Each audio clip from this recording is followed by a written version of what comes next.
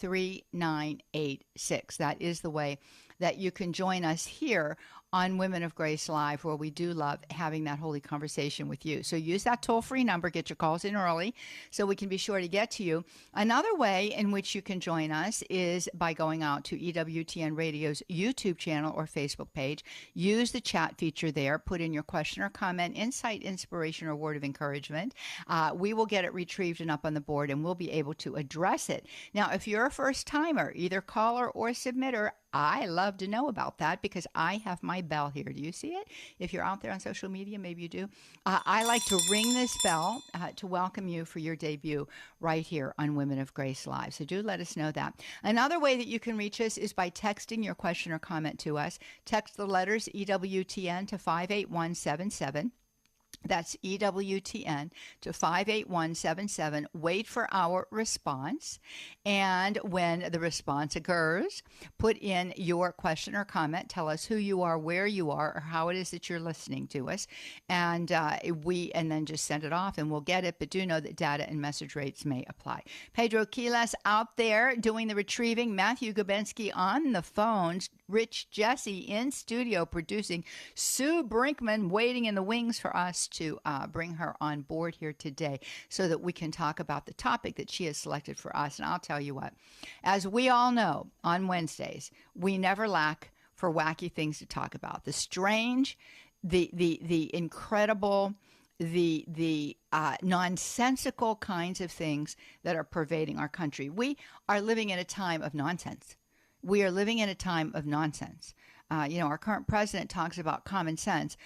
Common sense has flown out the window. There used to be a time when you didn't have to talk about common sense because people operated in common sense. But today, I think they operate in nonsense, which means no sense. That's what nonsense means. No sense. There is no sense to what we see happening today.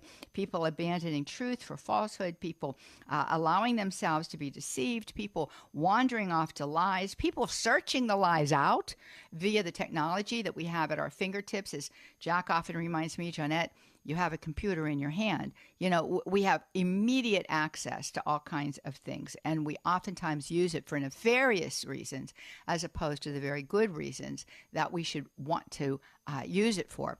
So all of that being said, that's what we do on Wednesdays. I want to remind you to get out to our website, womenofgrace.com. We have a new homepage, and I would love to know what you think about it. And you can let me know. You can send me information, Women of Grace at EWTN.com. That's Women of Grace at EWTN.com, or JB as in boy, JB Williams, all one word, plural on women, all one word, JB Williams at womenofgrace.com. Either way, I'll get it. I'd love to know what you think about it. I think that it is very friendly to use, and I hope you like it. But I want you to get out there and take a look at some of the events that we are having coming up right now. You'll no longer scroll down the left-hand side of the page. You'll go to the bottom of the page, and you'll see a tile there that says, upcoming events or something like that, and you'll click on that, and it'll take you out there, and you will see them all listed for you. So do know that in May, coming up in May, we are going to be offering one of our Benedicta Institute courses online. It was an immersive course that we offered, and now it is available online. So you don't have to travel anywhere. You don't have to pay for room. You don't have to pay for food. It's there for you, for your convenience. It will take place over a 5-week period of time. It is the one that we began with when we relaunched the Benedicta Institute for Women. Who is Woman? The Journey from Eve to Mary. Who is Woman? The Journey from Eve to Mary. And it's going to tell you all about it. It is being taught, of course, by Dr. Donald Wallenfang, who is our academic advisor. It is worth 3 equivalency credits towards a certification in Catholic women's leadership. You can take it for that reason, or you can take the course just for your personal enrichment. It's going to be beautiful. There will be instructional videos available for you. You'll have those videos. There will be some questions that you'll answer. You'll have an opportunity opportunity for discussion with Dr. Donald Wallenfang later in the week. So it's just a beautiful opportunity for you. So I do invite you to get out and to check it out. We would love for you to join us for that event. On June 7th, I want you to know I'm going to be in Pittsburgh, Pennsylvania. Looking forward to that. That is my hometown, born and raised in Pittsburgh, Pennsylvania. We are going to be joining hands with Praise Nation at St. Andrew the Apostle Parish there in Charleroi, Pennsylvania, for a one-day Pentecost event. We're going to be hosting it along with Praise Nation. It's going to be beautiful. I will be presenting to the women. Mike Aquilina, dear friend, will be, with the men. He will be presenting to the men. The theme is Come, Holy Spirit, Fill the Hearts of Your Faithful. It is going to be a beautiful opportunity. We'll have the wonderful music of Praise Nation. We'll have the opportunity to pray together. Your lunch, your dinner is included. We'll have a Pentecost Vigil Mass. Confessions will be available. It is going to be a beautiful, beautiful way to be closing out the Easter season. So I hope that you will join us there at St. Andrew the Apostle Parish in Charleroi, Pennsylvania on June the 7th. Women of Grace and Praise Nation presenting a one-day Pentecost event. Come, come, come. More to come here on Women of Grace Live after the break. 833-288-EWTN. Stay with us. We'll be right back. This is Cy Kellett. We're here to take your calls on apologetics and evangelization on Catholic Answers Live tonight, 6 Eastern on EWTN Radio. The EWTN Radio listener comment line is open right now for you. If you've got a question or comment about what you hear on EWTN Radio, we'd love to hear it. Call 205-795-5773. We'd also like to know how our programming has impacted your life or the life of someone you know. That number again, 205-795-5773. And thank you for listening to EWTN Radio. This is a digital moment with Sandra McDevitt. Did you know there is an official church teaching about which diocese the moon belongs to? Yes, the moon has its own diocese, and here is why. The 1917 Code of Canon Law states that any new discovered territory is added to the diocese from where the expedition originated. Apollo 11 launched from Cape Canaveral July 16, 1969. When Neil Armstrong walked on the moon and planted the American flag, the Code of Canon Law kicked in. Cape Canaveral is in the Diocese of Orlando. Hence, the newly discovered territory fell under the Bishop of Orlando, whose nickname now is Moon Bishop. His diocese is over 14 million square miles. The Vatican has yet to change the ruling. I'm Sandra McDevitt for EWTN Radio. Helping build strong Catholic families. This is EWTN Radio. If you have the TuneIn app, you can listen to the EWTN Radio live stream. Go to TuneIn and search EWTN.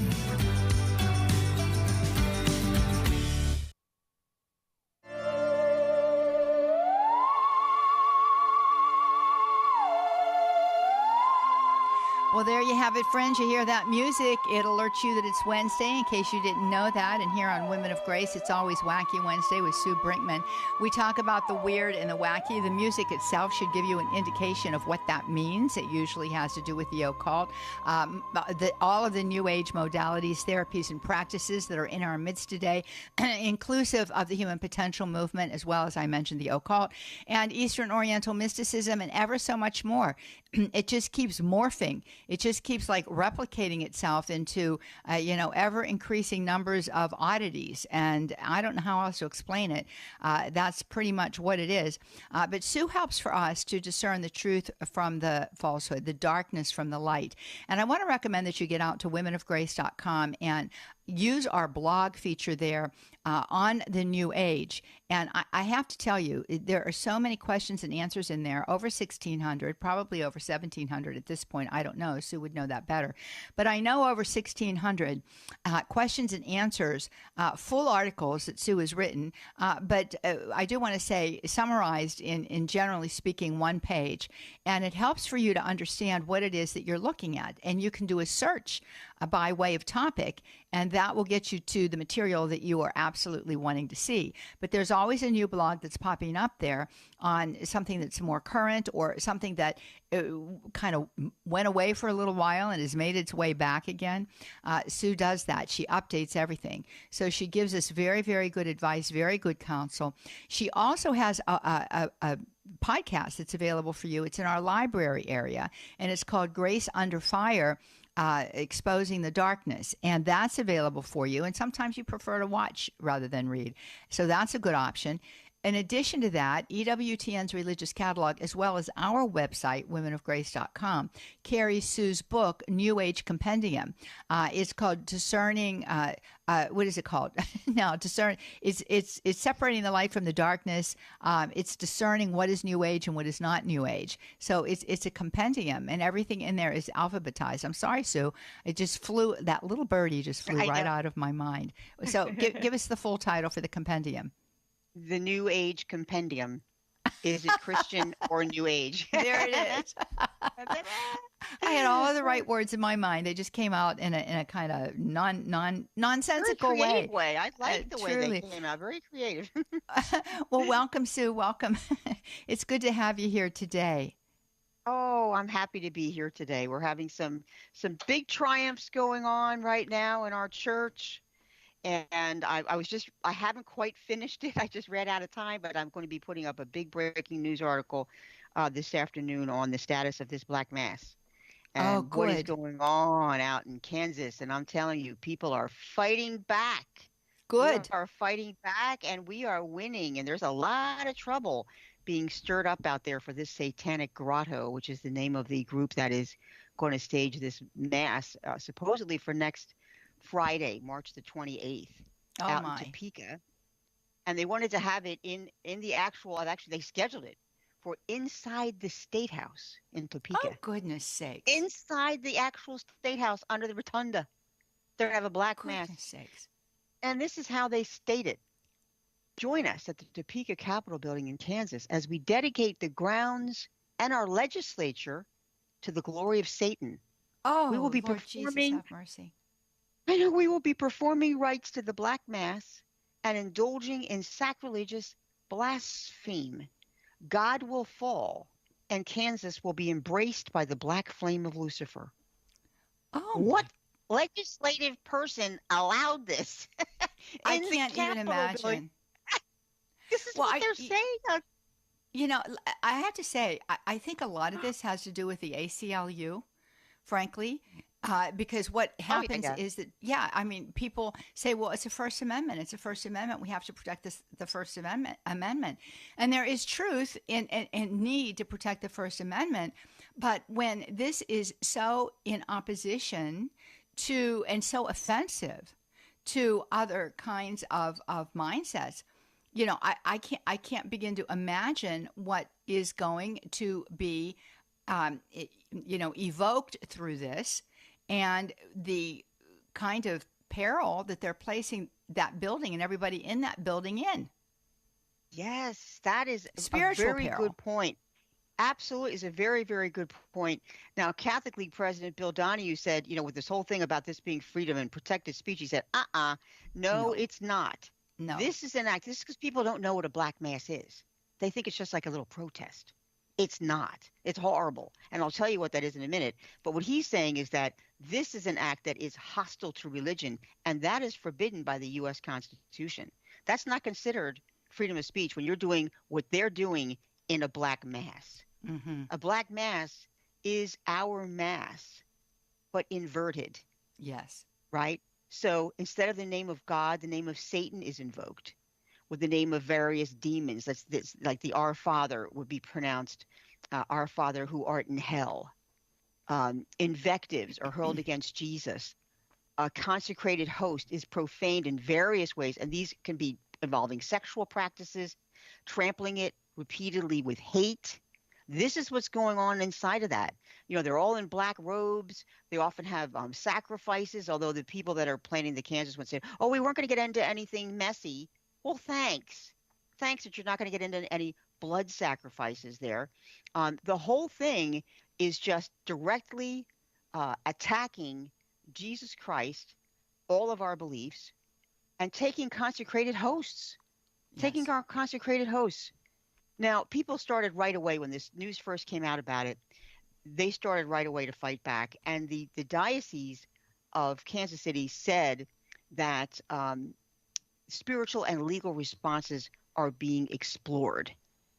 And they intended, to look into this, and they have begun to do it. And this is the article that I'm going to be posting this afternoon as soon as I can get this finished.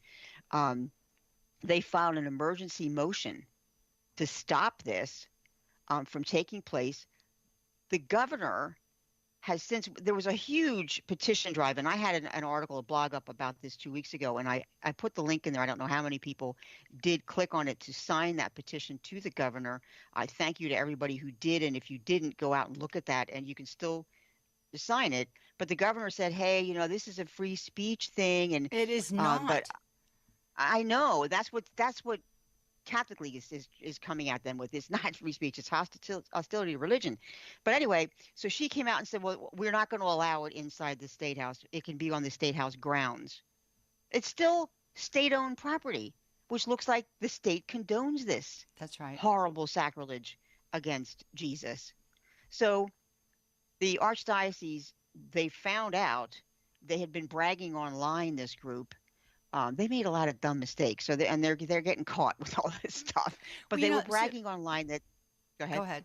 Yeah, that they had consecrated hosts and wine, and they said that they intend to desecrate this stuff. They're going to do this. They were boasting about it. I would like to know where the governor is. I would like to know where the state legislature is, the state representatives. I mean, this is their building. So I cannot begin to understand how it is that there wouldn't be individuals who have been elected to office who would be absolutely up in arms in this. Any Christian should be up in arms in this because it is an attack against Christianity, certainly a direct attack against the Catholic faith, but an attack against all who believe in that Jesus Christ is Lord. So I cannot understand why there wouldn't be an outcry there. I mean, I would be petitioning that this is against my rights. This is, that I have to work in this building. I don't want this kind of a thing going on in this building that I have to walk into. I just, and the interesting thing is so many of the people that are involved in the New Age, they talk about energy. Well, if you ascribe to that notion, which we know is a false notion nonetheless, just think about the negative energy, Yes. If you believe in that, which we don't, But again, it's the inconsistencies of all of these things. Right. And after there was a Black Mass in Ottawa, Canada in 2019, and Archbishop Prendergast, he explained what you just said perfectly. He said, these rituals have the potential of opening a spiritual doorway into the evil realm, giving demonic spirits permission to infest our city with negative and evil energies. Yep. So they can do that, and back in the Oklahoma City one was a really big deal. I remember that one back in 2014. Archbishop Coakley, he actually went into the building afterwards where this Black Mass was performed, and he performed an exorcism in there. Yes. An exorcism to get rid of anything that was called upon. When you call upon Satan to come, he comes. So he's infesting that building. It would be quite interesting to see that should Kansas City, I believe, is an archdiocese, isn't it? I could be. I don't. It's an yes, you were correct. I thought it was. Okay, so it would be interesting to see if the Archbishop of Kansas City would be willing to do such a thing, and it would be interesting to see if he was permitted to do such a thing. I don't know about that. He hasn't mentioned that yet. He's got a whole page on his website, and that's going to be in the article, that tells you things you can do, to fight back. And then what he's going to be doing, he's going to be having a holy hour of reparation in the street that's directly across from the state capitol. That's beautiful. Yeah, the Assumption of Mary. Yeah, he's going to have that, and then he's going to a holy hour, and then a massive reparation he's going to have there. But he has a lot of different ideas, people that you can write to in the legislature, the governor. He has links to that, so that's really good. And another thing that we need to caution people, they think, well, I'm just going to go out of curiosity to see what this is all about. I just want to see it. And years ago, an exorcist told Alatea, this was right before the Oklahoma one, and he said, you cannot attend that event, even if you do so merely out of curiosity and not, without any desire to worship Satan, without being adversely affected. He said the mere fact that this black mass in Oklahoma City will be public lends it to a certain legitimacy. And the exorcist said, I suspect that some people will go simply to be entertained. What they may not realize immediately is that simply by going, they will open themselves to the power of the demonic. So if you're not in a state of grace, you're open game. Well, and they are directly invoking Satan in there. Well, that's right. And let me just say this. I mean, and I totally agree with you regarding the state of grace. But the fact of the matter is, very few people are full of grace. There was only one who has that name, and that's our Blessed Mother, right? So all of us have weaknesses. All of us have areas of imperfection. We work on those, and that's what holiness is. We want more and more of the God life to fill us up, crowding that out. But we've got to cooperate with that grace and not permit ourselves to fall into the temptation of those weaknesses or even those little venial sins, the familiar sins that we don't even really see anymore because they're so habitual for us, which we always have to be praying for a more sensitive conscience. But so if there's a crack and a crevice, I can tell you one thing: the evil one is going to find it, and he's going to prey upon it. And I'm thinking back to God rest his soul, the happy memory of Father Benedict Rochelle, and in his little book, A Still Small Voice, which is an excellent book. That book. Yeah, it's great. Yeah, and it's still in publication. Ignatius publishes it, and I think that it's available at EWTN's Religious Catalog. We may even have it at our website. I'm not sure. But all of that being said, he talks about their, curiosity, and he talks about how curiosity can really trip us up. And curiosity, when it's channeled into an area that is prudent, and when it's channeled into an area where it is, helping for us to grow in our life of faith and intellectual knowledge that we would rank to be good pursuit of intellectual knowledge, then curiosity is fine.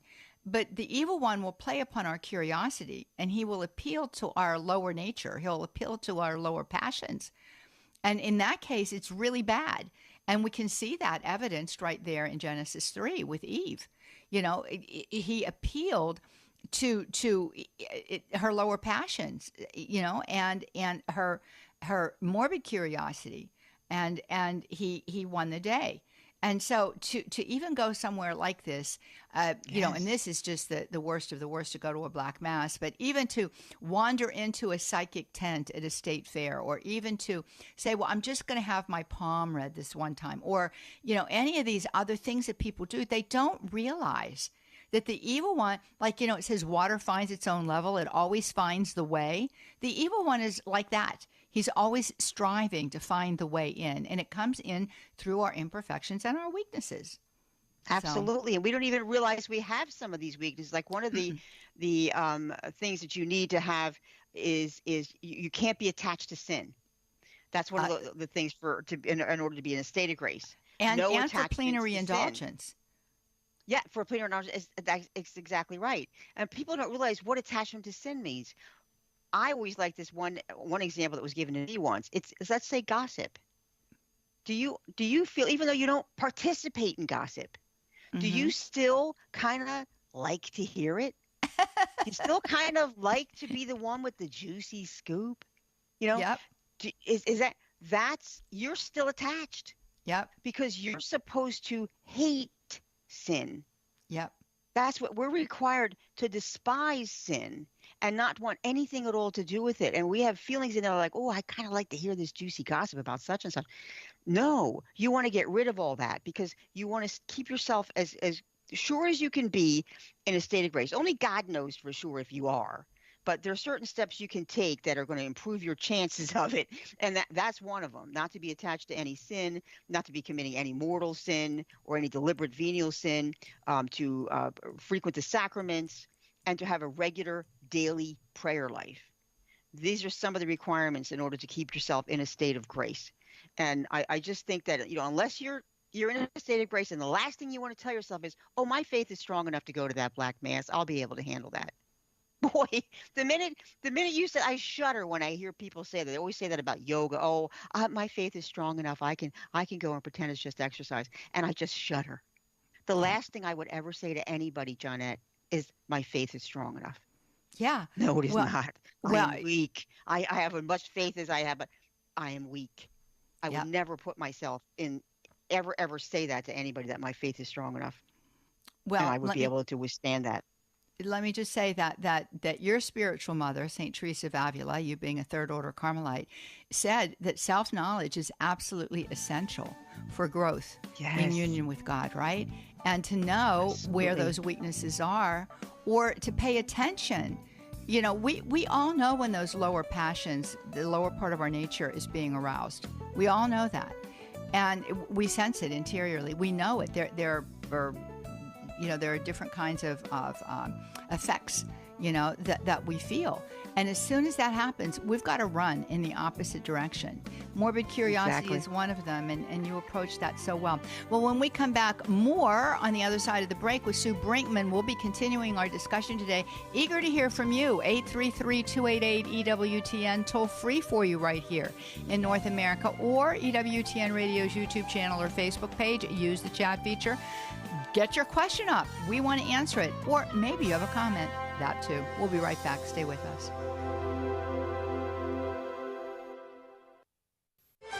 The most original Catholic content is on EWTN Radio. I think we'll always know God's will because the Spirit does not act in confusion.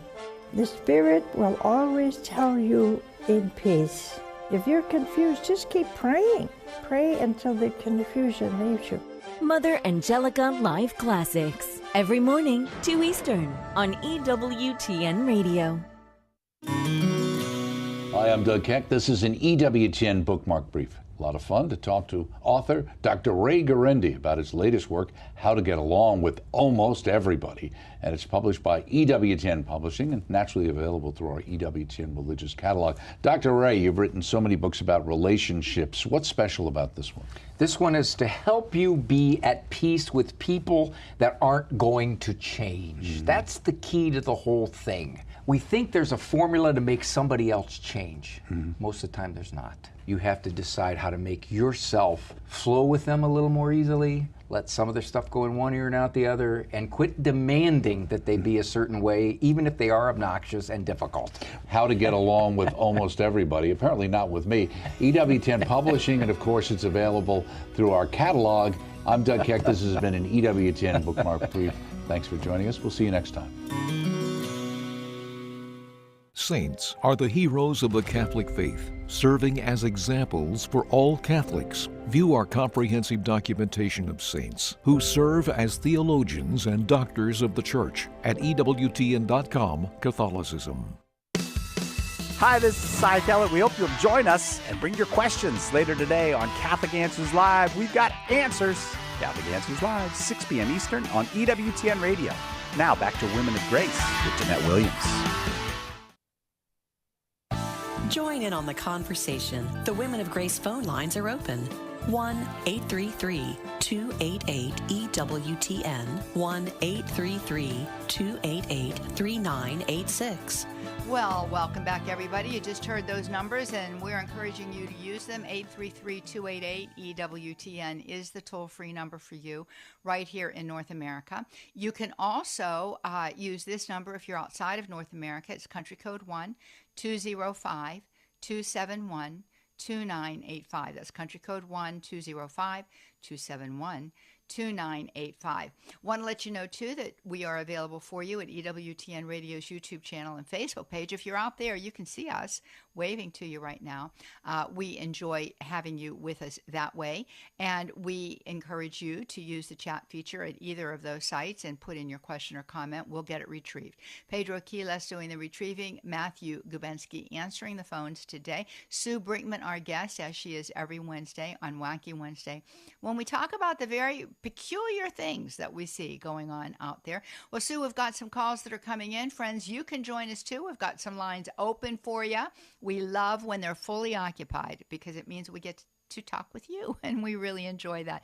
Brenda is with us. She is in Oklahoma City, Oklahoma, listening to us via Oklahoma Catholic Broadcasting. Good morning to you, Brenda. Hello, Brenda. Good morning. Hi, how are you? I'm good, thank you. I'm glad that I was listening. I'm driving to the Infinite Frog Guild in Craig, Oklahoma.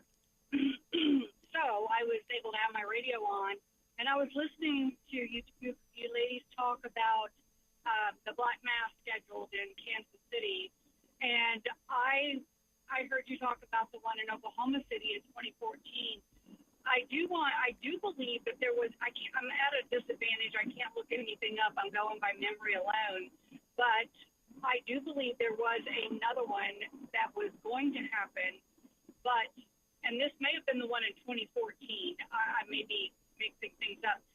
But anyway, the Archdiocese did file a legal suit, and it was determined that the consecrated host and blood of our Lord was considered stolen property. So I don't know if the Black Mass went through, but it did not have the consecrated host and the consecrated blood of Christ.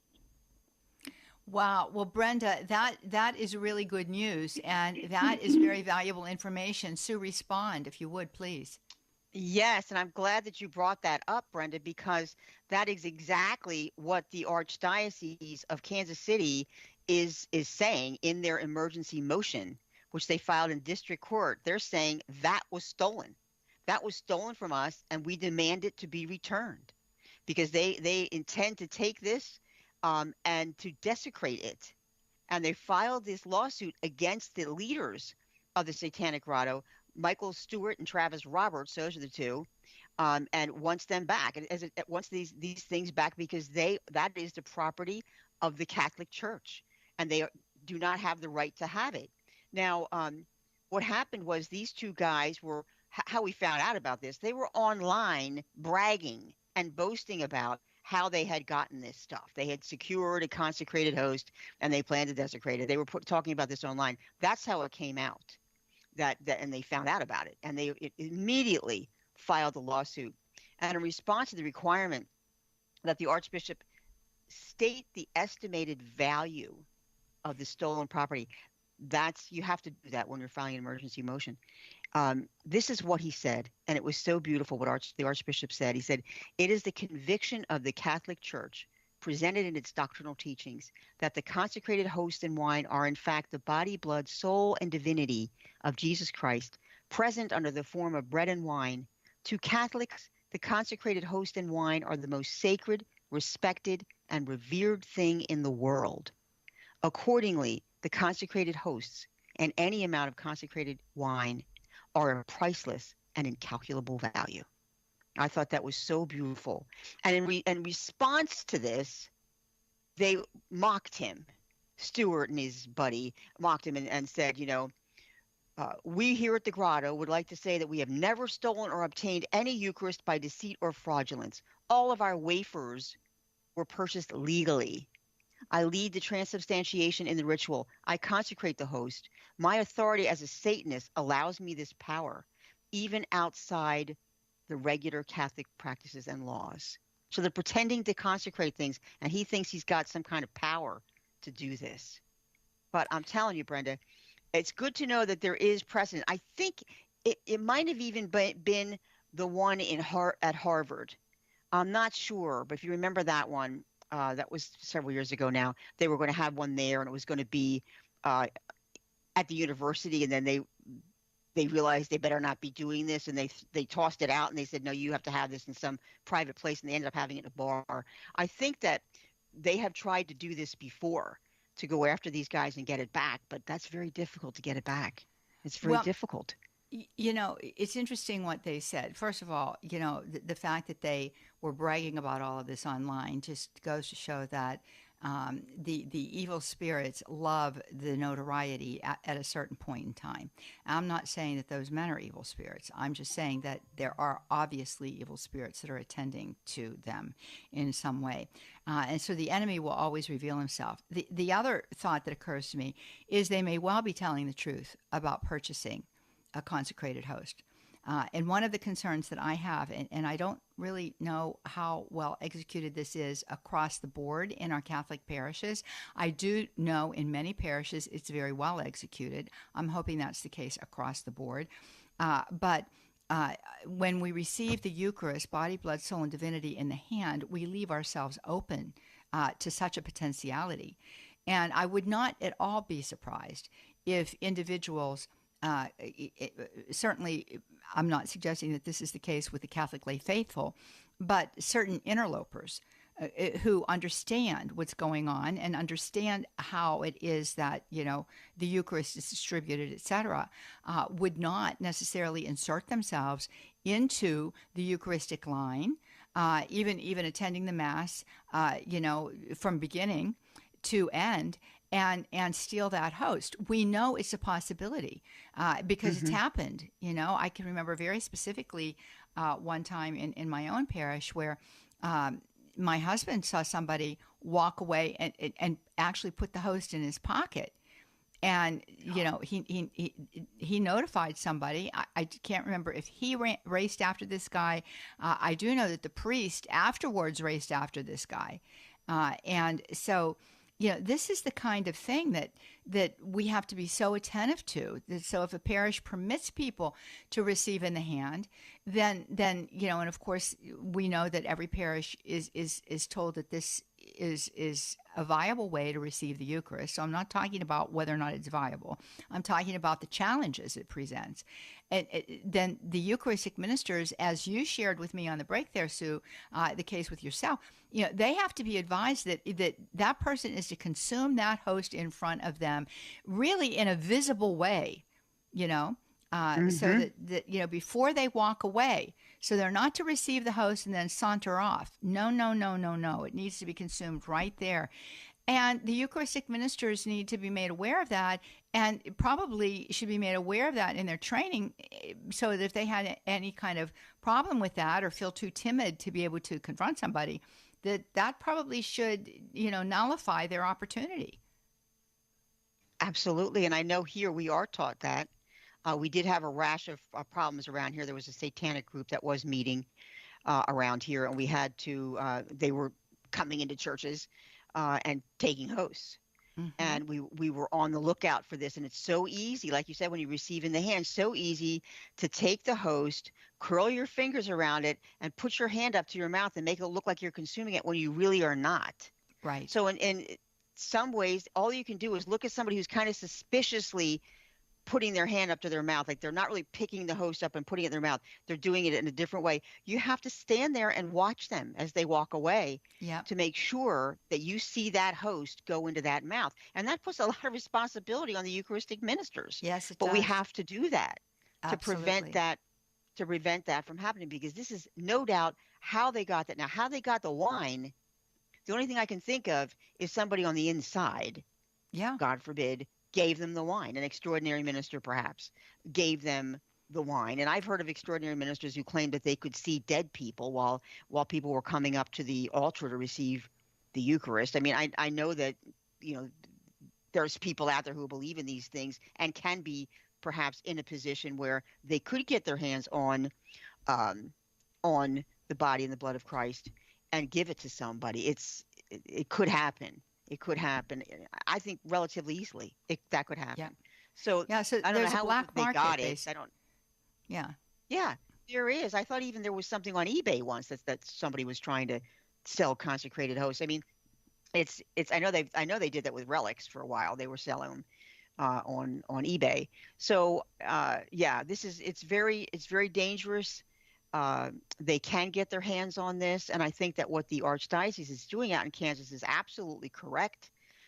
They are demanding that this property be returned to them, and I think that's the right thing to do. Yeah, absolutely. Well, let's hope. Let's hope that this whole thing just falls apart. Let's get to Nancy. She is a first-time caller. So happy, Nancy. She's in Cleveland, Ohio, listening to us via EWTN.com. And I am going to ring my bell for you, Nancy. How are you today? I'm doing well, Johnnette. Yes. Good.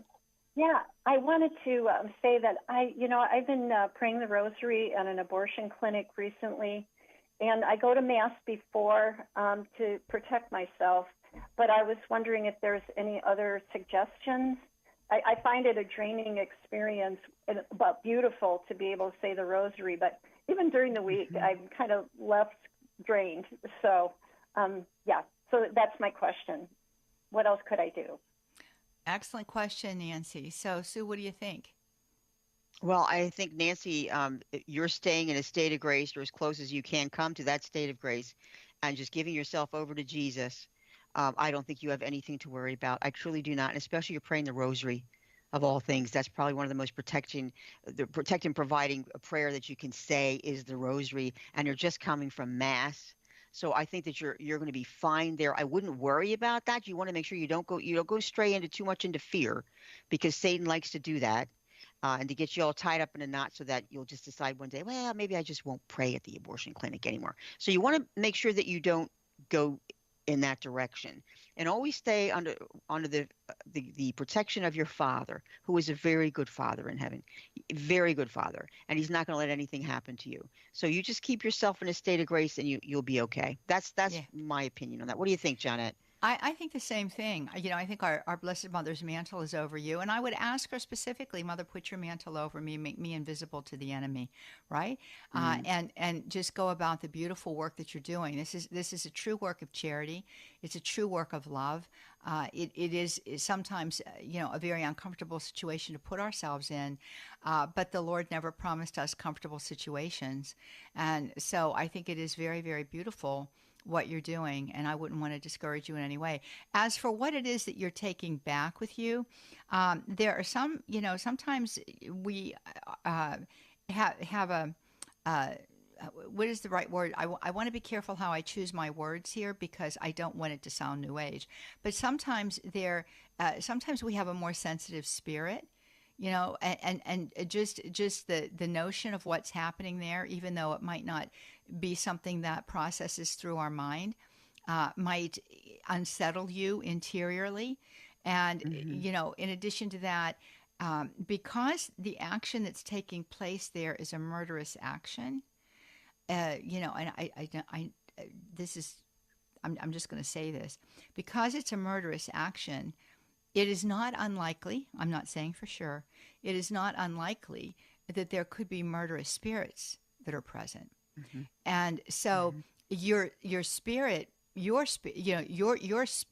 Holy Spirit, you might be very sensitive to that and pick that up. So there are prayers there are prayers out there, like cleansing prayers, that you can pray. You got to be careful, though. You don't want to get anything New Agey. But there are prayers that can be prayed after we have been in those kinds of situations that will just kind of release all of that, So just because you said that, you feel drained, and sometimes it harbors within you for a little period of time there, I might suggest that. I don't think that you really need a deliverance prayer, but I will say this: it wouldn't hurt to pray a deliverance prayer. Not that the spirit would be in you, but there are harassing spirits. There are, oppressive spirits that can, just play around with us a little bit to the exterior of ourselves, not anything interior to ourselves. So, what do you think about that, Sue? Oh, I think it's a great suggestion. I know Father Ripperger has that great book. It's just called simply Deliverance Prayers for the Laity. Mm-hmm. And it's all kinds of prayers in there. You could pick up that book maybe from Amazon. I believe you can get that from Deliverance Prayers. And I think that's a good idea to say that kind of a prayer. Even the fact that you're feeling fearful is telling me that somebody's somebody is harassing you. Yeah, they're playing around there. So you want to protect yourself against that too. But like you said about she's praying the rosary. She's coming from Mass. Definitely the mantle of Our Lady is wrapped around her. I think that's beautiful what you're doing, Nancy. You're doing all the right things to keep yourself protected. And that's probably why you've been protected all this time. So I would continue to do what you're doing. And maybe, like Johnnette said, to get rid of any after effects of that. Maybe just find a good deliverance prayer that you're comfortable with, and just say that afterwards. Yeah, and I'll just tell you a quick story from my own life. Doing all this work with the New Age, we have to be aware of that. And I remember one time specifically that someone that I was going on retreat, and one of the persons there just had some tremendous gifts of the Holy Spirit, and was able to see the fact that all kinds of things had been hurled against me from the work that we do in exposing the New Age, and I went through a process of deliverance, not because I had done something wrong, but just because, others, first of all, the netherworld was not happy. And second of all, certain people that are involved in these practices weren't happy, and there were spells and all kinds of things that were hurled. So, it is not a bad idea to make certain that you go to confession on a regular basis, which I'm sure you probably are already. But, and just to bring it up, because the priest in the confessional, every priest has the authority of simple exorcism, not formal exorcism, of course, but the sacrament itself is very good for that. It takes care of that. Even if we don't even think to say it, it takes care of that. So I would say, I don't know how often you go to this abortion clinic, but, if you go there every week, it might be a good idea to be thinking about ratcheting up the numbers of times you go to confession during the month. But otherwise, I think it's really, really good. But it is true, Sue. I mean, the work that we do sometimes makes us a target to the supernatural as well as to the natural. So it's just absolutely the way it is. But it doesn't stop, it doesn't stop us from moving forward. Because there is that beautiful passage, no weapon formed against me shall prosper, right? And exactly. It's you, but I take it personally. So. Yes, me too. I love that particular verse. I love that one. I'm so glad you said it. Well, let's get to Ruth. Ruth is in Pennsylvania this morning with us via YouTube. Hey, Ruth, how are you? I'm great. How are you? Both of you. Very, very well. And I just have to share with people that I had the occasion to visit with Ruth and her husband, George, not long ago when they were traveling here. They were en route to Mississippi, and they stopped and actually went to Hanceville, and they went to the network, I think, and we were able to meet up. So that was a beautiful day. Yes, it was, and so grateful for it. So grateful for it. For Nancy, she was just on the phone. She what about blessed salt? Like bringing blessed salt with her. I went into a Barnes and Noble once and to get a cookbook, okay, and everything. You could just see everything right up front. And I had blessed salt in my pocket, less than extra salt, and I just sprinkled some, and then I left. So stuff like that and sacramentals might help as well. So I thought I'd just mention that. But that's today is great. St. Joseph's Great suggestion. Day, right? Yes, and it is. We were talking about this Black Mass. And St. Joseph's main thing was to protect Mary and the baby Jesus. And he wasn't at the foot of the cross because, and I've heard this, I don't know, it was in a book that maybe he couldn't be there because he would protect him. That was his job. So maybe we should pray to St. Joseph today against this Black Mass to protect Jesus, his son on earth, as he protected them on earth, and pray against this Black Mass. Well, as we mentioned Ruth, I think you're right. As we mentioned at the beginning of the program, one of the titles of St. Joseph is Terror of Demons. So he's a great one for intercession against these things, and also for Nancy too, St. Joseph, to go with her, to be with her spiritually as she approaches this. That's a great idea, Ruth. Thank you for it. Yeah, it's not an official thing. Scott Hahn, the Josary. Have you heard of that? No. I haven't. I prayed it with some sacred sisters last night, and I could feel his strong presence, just this strong presence. Aw, that's He is beautiful. so How do you pray strong. Go on YouTube. It's basically Annunciation prayers, and look up Scott Hahn, St. Joseph Rosary, and it'll come up. Oh, excellent. That's interesting. Okay. Beautiful devotional practice. Thank you, Ruth. It's good to hear from you. Good to hear from you, too. God bless. God bless you, too. Well, we just have 2 minutes left. I want to try to get to Mike in Kalispell, Montana. I've been there several times. Beautiful place. Hey, Mike, listening to us via KMBM. How are you, Mike? Hi. Great. Good to hear you guys. Good. Thank you. We just have a couple of minutes here, so I want to give you an opportunity. Okay, so I'm going to make this really quick. I'm the campaign leader for a 40 Days for Life campaign up in Whitefish, Montana. And the lady that called a couple callers ago asking how to protect herself, you guys covered it beautifully spiritually, but physically, what I tell all the people in my campaign is always go in pairs, have 2 of you all the time. If somebody approaches and looks, they're yelling at you or vociferous, whatever, just walk away. Don't be confrontational. It's a peaceful, prayerful vigil. So walk away, and if that doesn't work, pull out your phones. One of you start recording. The other one call the cops and tell them I'm calling the police, and that should be escalated. But if you go to 40daysforlife.com, they have a list called Commandments of Safety, and it's got additional items on there. Wow, Mike, thank you. This is very valuable advice. I think it's great advice to have, period, no matter where you might be traveling. Today, we cannot protect ourselves too much. We don't want to live in fear, but by the same token,